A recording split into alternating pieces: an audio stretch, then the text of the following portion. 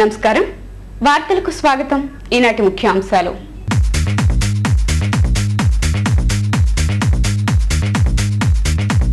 కృష్ణా తీరంలో retaining wall నిర్మాణానికి ఈ వేసవిలో శంకుస్థాపన చేస్తాం. ప్రజాపథంలో హామీ ఇచ్చిన తూర్పు ఎమ్మెల్యే యలమంచిలి రవి మంచినీటి సమస్య పరిష్కారానికి కృషి చేస్తామని వెల్లడి.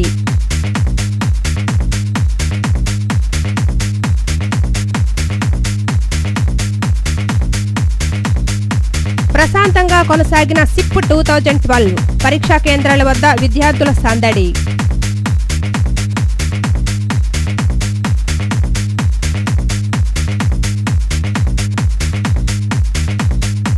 కొత్త మలుపు తిరిగిన శాతవాహన వివాదం. తానే కరస్పాండెంట్నని ప్రకటించిన ప్రజాపతిరావు మళ్లీ మొదటికొచ్చిన సమస్య.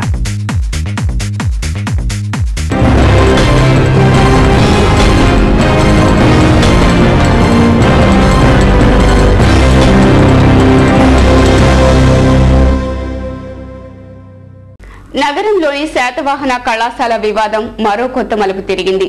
ఇప్పటి వరకు రెండు వర్గాల మధ్య నెలకొన్న వివాదం ముదిరి పాకాన పడిన నేపథ్యంలో తాజాగా మూడో వర్గం వచ్చి చేరింది. దీంతో కళాశాల యాజమాన్యం ఎవరో తేల్చుకొని కరస్పాండెంట్ కుర్చీ ఎక్కేందుకు మూడు వర్గాల మధ్య పోరు ప్రారంభమైంది. శాతవాహన కళాశాల వ్యవహారం మరో మలుపు తిరిగింది. ఈ కళాశాల వ్యవస్థాపక కరెస్పాండెంట్ కార్యదర్శిగా ఇకపై తానే వ్యవహరిస్తానంటూ జి ప్రజాపతిరావు కళాశాలకు రావటం తాజా వివాదానికి దారితీసింది.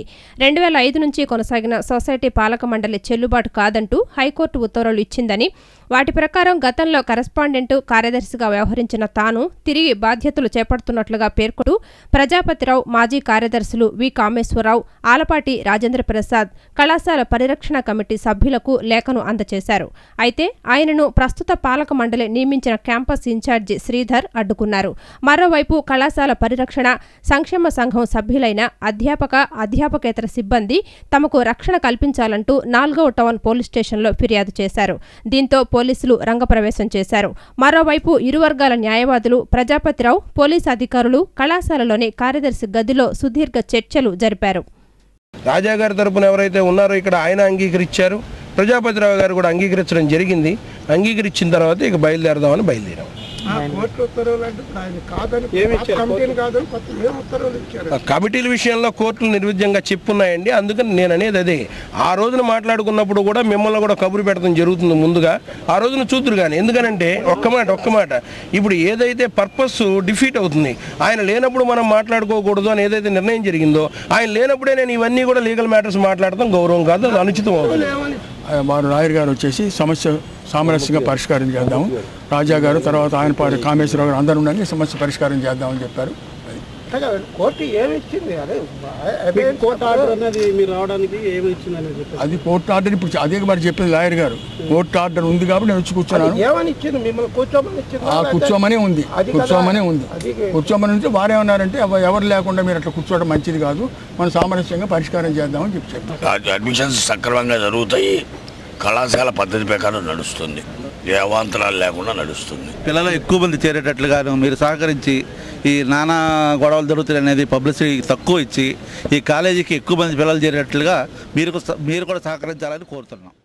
కృష్ణలంక ప్రాంతంలో మంచినీటి సమస్య పరిష్కారానికి కృషి చేస్తానని, అలాగే ఈ వేసవిలో రిటైనింగ్ వాల్ నిర్మాణానికి శంకుస్థాపన చేసే విధంగా చర్యలు చేపడుతున్నట్లు ఎమ్మెల్యే యలమంచిలి రవి పేర్కొన్నారు. నదీ గర్భంలో నివసించేవారు ఇతర ప్రాంతాలకు తరలి వెళ్లేందుకు సిద్ధంగా ఉంటే వారికి JNNM-RM ఇళ్లు నిర్మించి ఇస్తామని హామీ ఇచ్చారు. 15, 16 డివిజన్లలో జరిగిన ప్రజాపథంలో ఎమ్మెల్యే రవి పాల్గొన్నారు. 15, 16 డివిజన్లకు సంబంధించి రాణిగారి తోటలోని కమ్యూనిటీ హాల్ ప్రాంగణంలో ప్రజాపథం నిర్వహించారు. ప్రజాపథం సందర్భంగా స్థానికులు పలు సమస్యలను ఎమ్మెల్యే యలమంచిలి రవి దృష్టికి తీసుకువెళ్లారు. అనంతరం డ్వాక్రా మహిళా సంఘాలకు పావలా వడ్డీ కింద రుణాలు పంపిణీ చేశారు. ఈ సందర్భంగా ఎమ్మెల్యే యలమంచిలి రవి మాట్లాడుతూ 15, 16 డివిజన్లలో మంచినీటి సమస్య ఉందన్నారు. 13వ పంచవర్ష ప్రణాళిక నిధులతో మంచినీటి పైపు లైన్లు వేసి సమస్య పరిష్కారానికి కృషి చేస్తానని తెలిపారు. రిటైనింగ్ వాల్ నిర్మాణం ఈ వేసవిలోనే చేపడతామని హామీ ఇచ్చారు. నదీ గర్భంలో నివసించే వారికి శాశ్వత నివాస సౌకర్యం కల్పిస్తామని హామీ ఇచ్చారు. ఈ ప్రాంతంలో తాగునీటి సమస్య ఉంది. ఇక్కడ బోర్లు వేసి ఉంటే బోరుల్లో నుంచి కూడా పురుగులు వస్తున్నాయి, తాగునీటికి ఇక్కడ ఇబ్బందిగా ఉందనేది దృష్టిలో పెట్టుకుని నేను చేయటం జరిగింది. ఇది ప్రధానంగా నేను పట్టుదలగా తీసుకుని ఆ రోజున కమిషనర్ గారిని అందరినీ ఇక్కడ అందరూ నా మీద కూడా అడిగారు, ఇక్కడ జీవో ఉంది, ఆ జీవో అడ్డం వస్తుంది అని. అయినా కానీ నేను క్లియర్గా జీవో లేదు, ఏమి లేదు, ప్రజలు ఉన్నారు, ఇక్కడ జీవోలు ఉంటే ప్రజలు కూడా ఉన్నారు, ప్రజలకు సమస్య తీరాలి, జీవో వర్తింపజేసిన రోజున ఇది పెద్ద ఖర్చు కాదు అని చెప్పి ఇవ్వడం జరిగింది. అదేవిధంగా కరెంటు కూడా ఇవ్వాలి ఈ ప్రాంతంలో అని చెప్పి. అనంతరం ప్రజా సమస్యలపై సిపిఎం, వైఎస్ఆర్ కాంగ్రెస్ పార్టీ నాయకులు ఎమ్మెల్యే రవిని నిలదీశారు.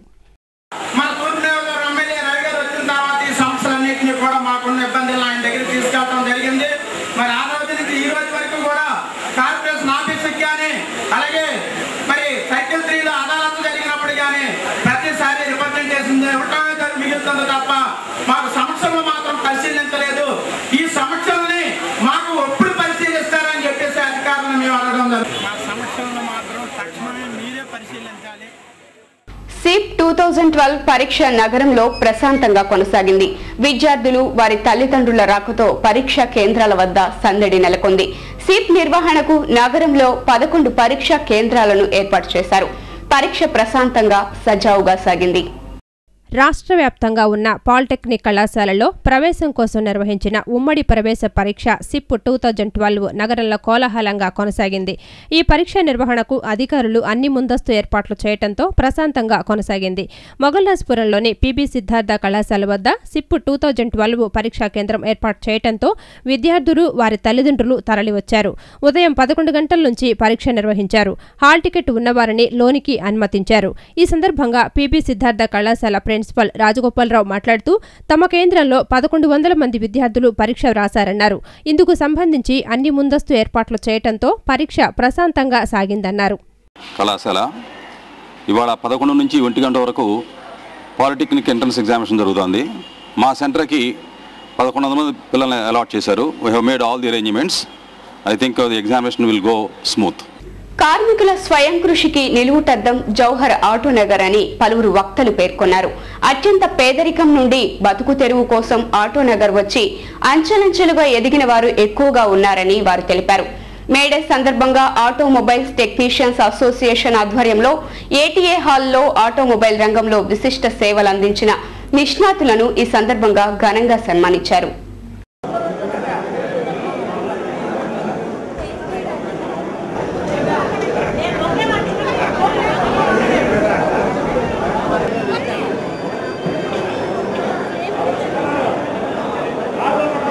ఇప్పుడు కాసేపు ప్రకటనలు.